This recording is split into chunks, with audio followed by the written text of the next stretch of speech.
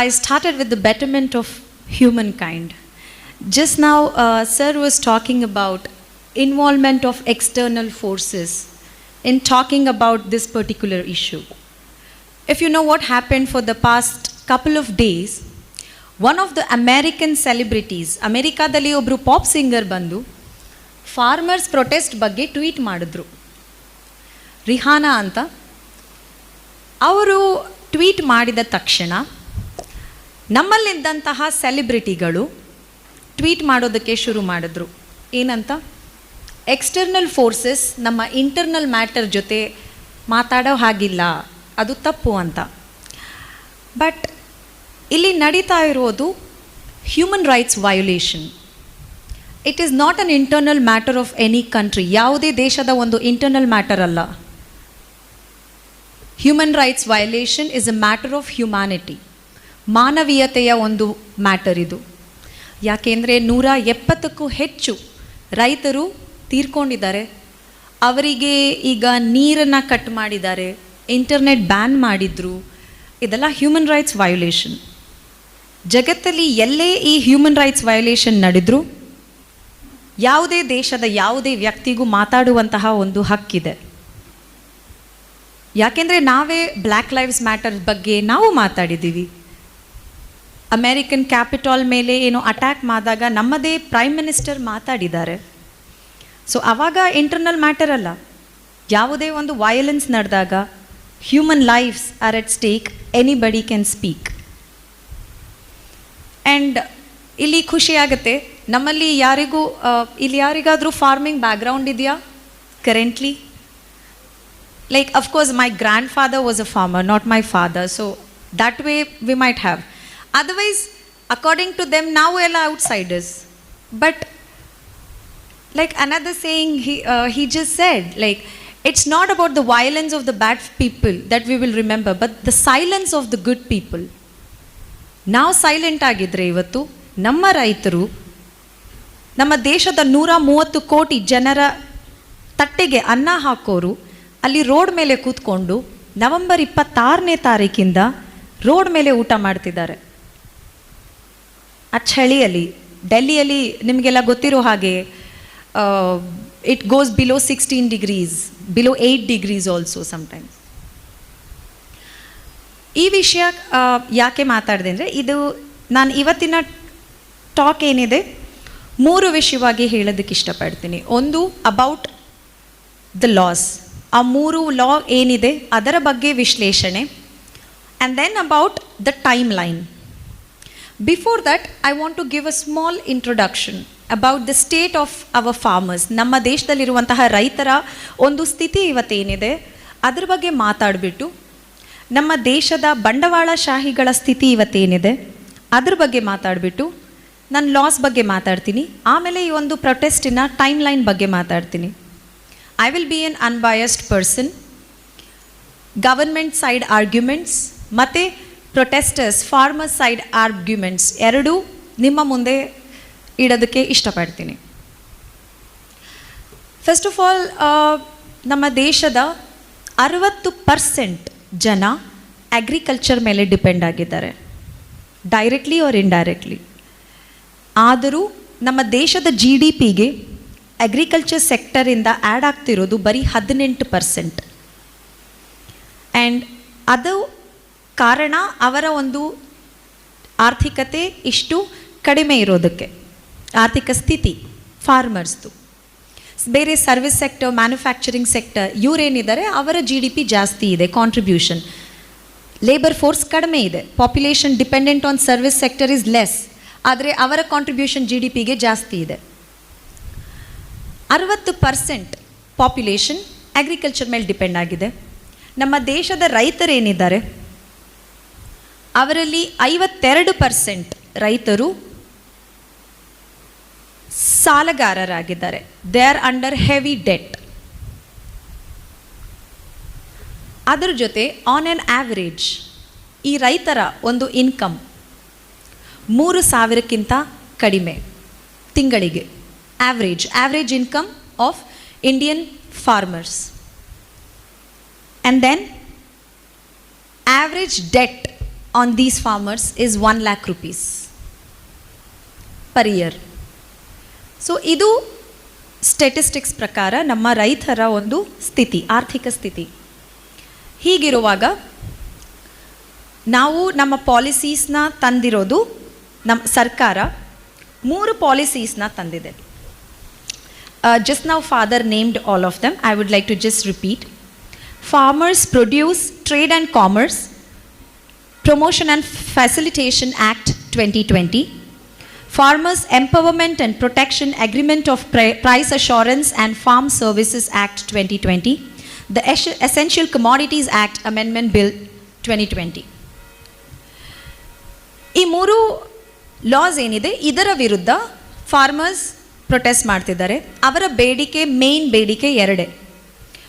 ಈ ಎಲ್ಲ form loss ಏನಿದೆ ಜಸ್ಟ್ ರಿಪೀಲ್ ಇಟ್.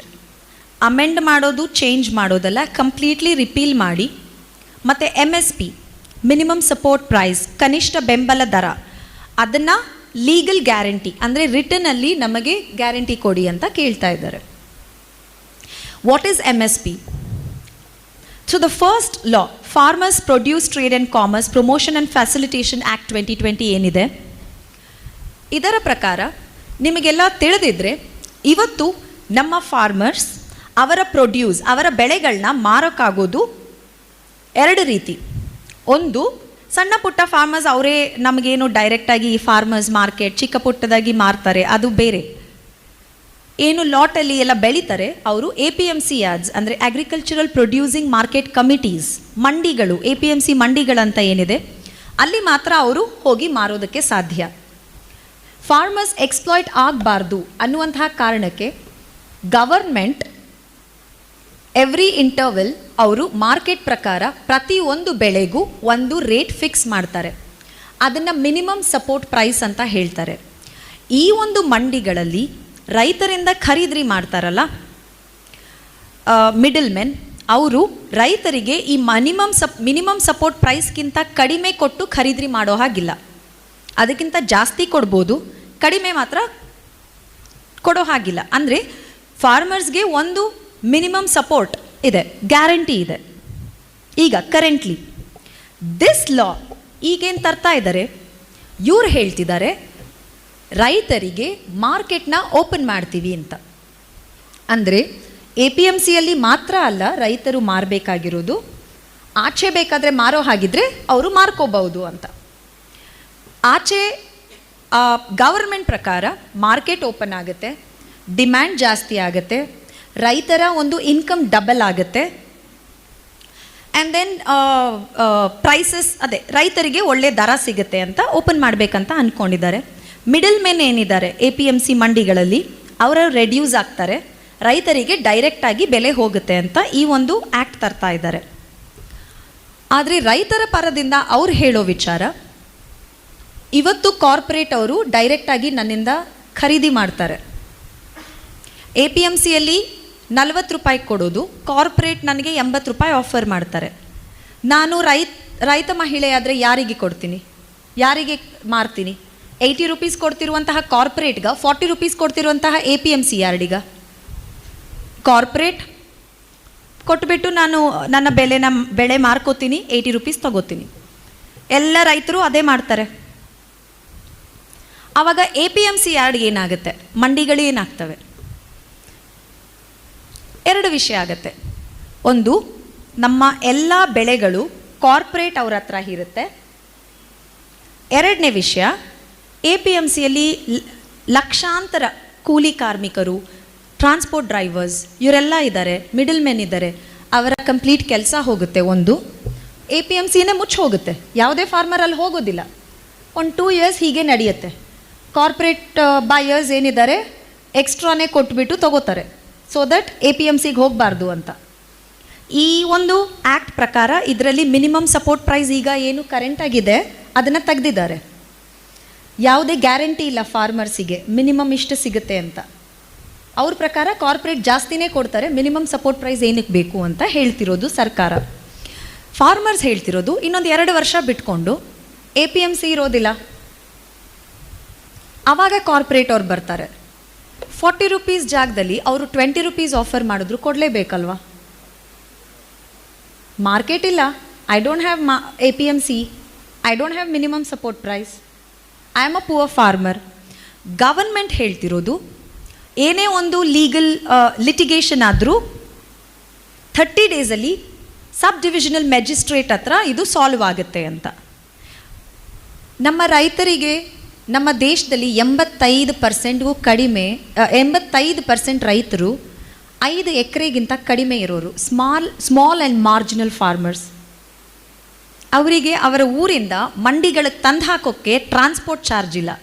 ಇನ್ನು ಲಾಯರ್ ಫೀಸ್, ಲೀಗಲ್ ಲಿಟಿಗೇಷನ್ ಆದರೆ ನೀವು ಯೋಚನೆ ಮಾಡಿ, ಒಂದು ದೊಡ್ಡ ಕಾರ್ಪೊರೇಟ್ ಕಂಪ್ನಿಗೂ ರೈತರಿಗೂ ಲಿಟಿಗೇಷನ್ ಆದರೆ who can afford to go on with the case? ಇದು ರೈತರ ಕಡೆಯಿಂದ. ಸರ್ಕಾರದ ಕಡೆಯಿಂದ 30 ಡೇಸಲ್ಲಿ ಅಶ್ಯೂರ್ ಮಾಡಿದ್ದಾರೆ you will get a solution ಅಂತ. ಇದು ಒಂದು ರೀಸನ್ ರೈತರು ಫಸ್ಟ್ ಲಾ ಏನಿದೆ ಅದನ್ನು ಪ್ರತಿಭಟಿಸ್ತಾ ಇರೋದು.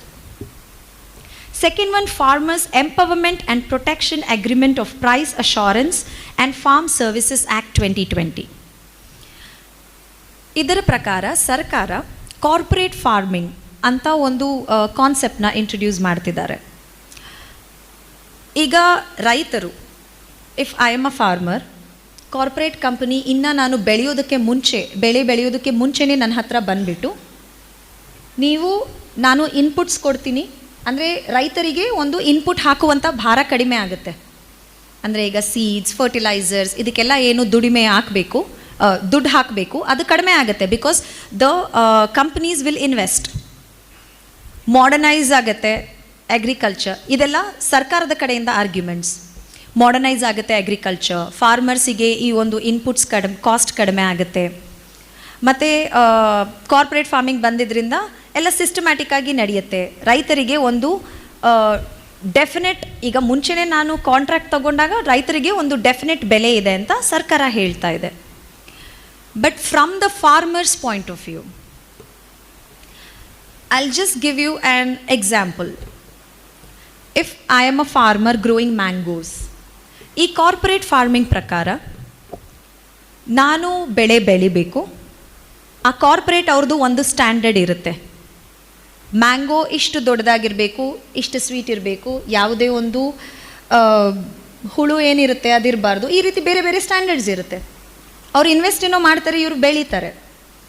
ಆದರೆ ಬೆಳೆದು ಅವರು ಸಾರ್ಟ್ ಮಾಡಿ, ಅಂದರೆ ಸೇಮ್ ಸೈಜ್ ಮ್ಯಾಂಗೋಸ್ ಬೇರೆ ಥರ ಪ್ಯಾಕ್ ಮಾಡಿ ಅದೆಲ್ಲ ಮಾಡಿ ತಗೊಂಡು ಹೋಗಿ ಕಾರ್ಪೊರೇಟ್ ಆಫೀಸ್ವರೆಗೂ ಕೊಡೋದು ರೈತರ ಜವಾಬ್ದಾರಿ. ಆ ಟ್ರಾನ್ಸ್ಪೋರ್ಟ್ ಚಾರ್ಜ್ ಎಲ್ಲ ಅಲ್ಲಿ the company person will just do one thing, random ಆಗಿ ಒಂದು ಬಾಕ್ಸ್ ತಗೋತಾರೆ and he'll take a couple of mangoes, ತೊಗೊಂಡ್ಬಿಟ್ಟು ಕಟ್ ಮಾಡಿ ನೋಡ್ತಾರೆ.